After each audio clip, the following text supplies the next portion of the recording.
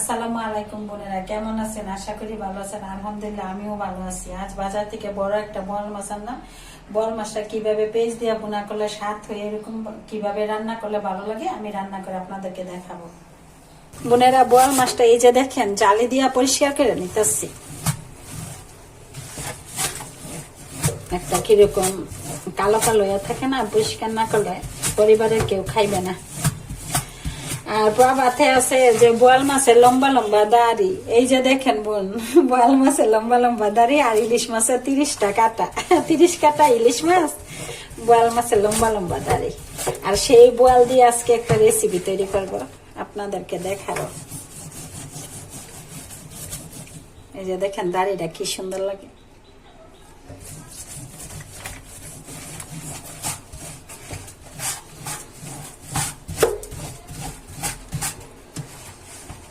ঢাকাতে তো ডুঙ্গুরা পাতা কম দেশে, ওই ডুঙ্গুরা পাতা দিয়ে আমরা হাঁস, পাঙ্গাস মাছ, বোয়াল মাছ, বাইন মাছ, শিং মাছ এগুলো পরিষ্কার করি। এখন ঢাকাতে তো এগুলো পাওয়া যায় না, তার জন্য জালি দিয়ে পরিষ্কার করি।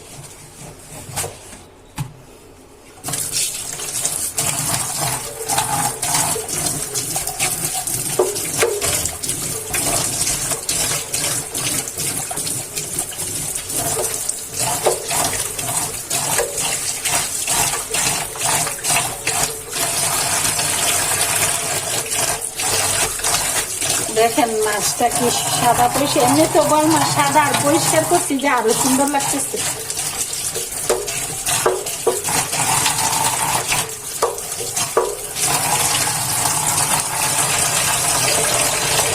ভালো করে পরিষ্কার করে নিন।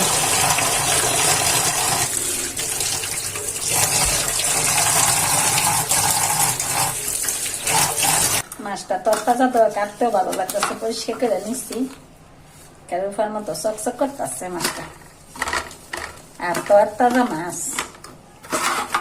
তাহলে দাম দিয়ে আনলাম, যে এই লোকের দাম এই লোকে মাছটা ভালো দেয়। পানিয়া দেখেন খাইতে স্বাদ লাগবে। বোয়াল মাছের কাটাই এত শক্ত,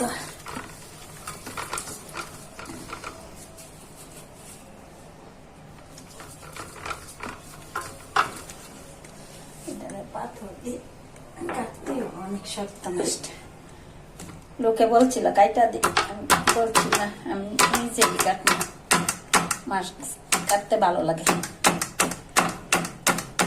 শক্ত মাখো।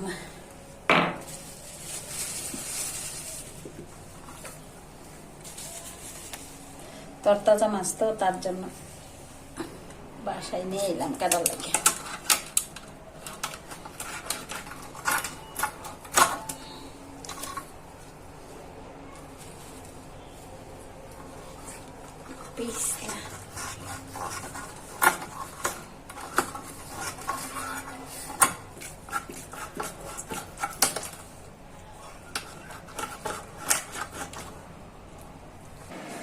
আজকে বাজারে গিয়েছিলাম তো কাটাকুটি করছি, মাছটা সব গুছাইছি টুছাইছি। সময়ের জন্য আপনাদেরকে মাখানোটা দেখাইতে পারেন। হলুদ মরিচ মাখায় রাখছি মাছগুলো, পেঁয়াজ কুচি করে নিচ্ছি, ধনিয়া পাতা আর মরিচ ফালি করে নিচ্ছি। এখন কড়াই থেকে কড়াইটা গরমে গেছে, তেল দিয়ে দিচ্ছি।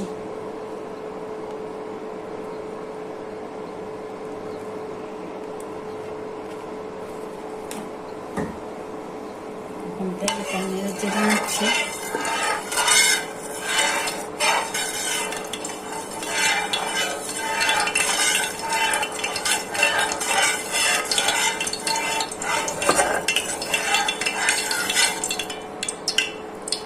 হলুদ মরিচ মাখানো মাছটা ভেজে নিচ্ছি।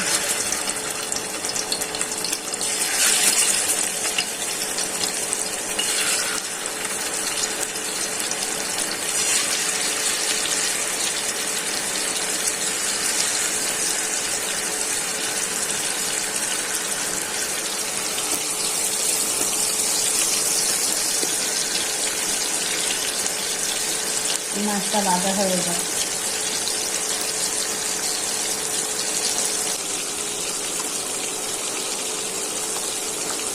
মাছটা ভাজা হয়ে গেছে, কুচি করে দিয়ে দিচ্ছি।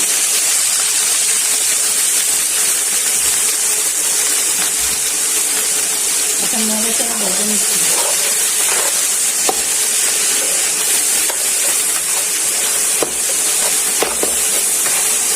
পেঁয়াজটা ভাজা হয়ে গেছে, এখন একে একে মশলাগুলো দিয়ে দিচ্ছি। দিয়ে দিচ্ছি রসুন বাটা বেশি করে। আর বোয়াল মাছ যেহেতু একটু আদার সাথে দিয়ে দেই তাহলে ভালো লাগে, কারণ মাছটা তো মাংস বেশি, আদাটা না দিলে ভালো লাগবে না। আদা ছাড়া রান্না কিন্তু আদাটা দিলে অন্যরকম একটা টেস্ট আছে, ভালো লাগে। মাছটা হয়েছে আদা কম, মাংস বেশি। এখন মশলাটা যাতে না পড়ে একটু ঝোল দিয়ে দিই। দিয়ে দিচ্ছি হলুদ গুঁড়া, দিয়ে দিচ্ছি মরিচ গুঁড়া।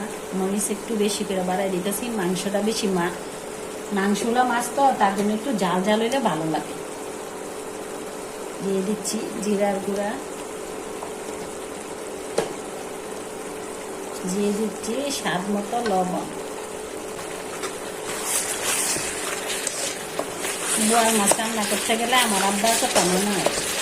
আমার আব্বা এই বিলের বোয়াল, তারপরে নদীর বোয়াল, এগুলো আনলে সবসময় বলতো বাপা পিঠা বানানো লেগে, বাপা পিঠাটা বোয়াল মাছ দেখাইতো, ও চিতল পিঠা দিয়া বোয়াল মাছ দেখাইতো। এই বোয়াল মাছ দেখে আমার আব্বার কথা মনে হয়। আমার আব্বার জন্য দোয়া করে না, আমার আব্বা বেঁচে নেই। ইলেকশনের সময়, ইলেকশন যেই দিন হয়েছে ওই দিন আমার আব্বা মারা গেছে। ইলেকশনের দিন 7 তারিখে, জানুয়ারি 7 তারিখ মারা গেছে। এই 7 তারিখে 2 বছর আমার আব্বা মারা গেছে। কিন্তু রান্নাটা করতে যায় আমার বাবার কথা বেশি মনে হইল।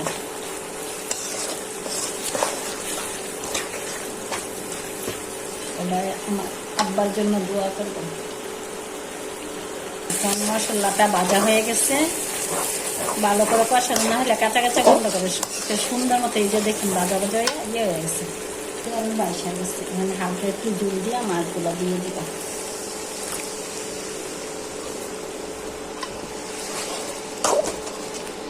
দেখেন কালারটা কি সুন্দর আসছে।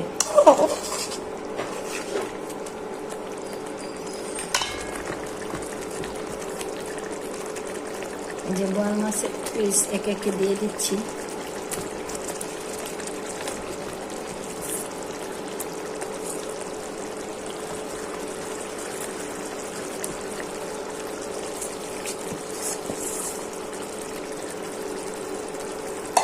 আর বোয়াল মাছটার থেকে অনেক তেল উঠছে।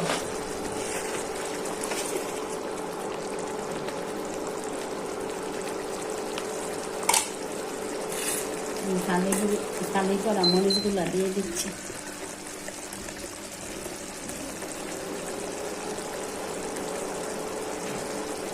এখন মাছটা অল্প আছে রেখে দেয়, আর রেখে দেই যাতে ভালো করে মশলাটা ভিতরে ঢুকে যায়। দেখি তরকারিটা হয়েছে কিনা। ও সুন্দর একটা কালার হয়েছে। এই যে দেখেন বোয়াল মাছের পিসগুলা কি সুন্দর লাগে।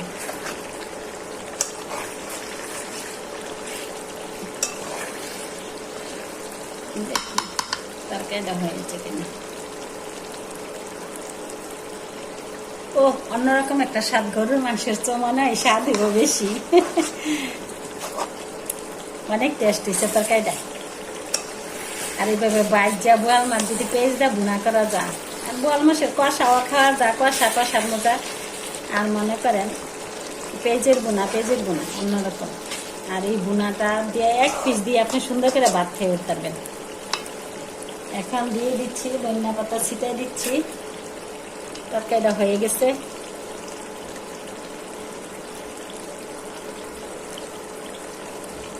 আপনারা ভালো থাকবেন, সুস্থ থাকবেন। আমার ভিডিওগুলো বেশি বেশি দেখবেন, লাইক করবেন, শেয়ার করবেন, কমেন্ট করে জানাবেন। আল্লাহ হাফেজ।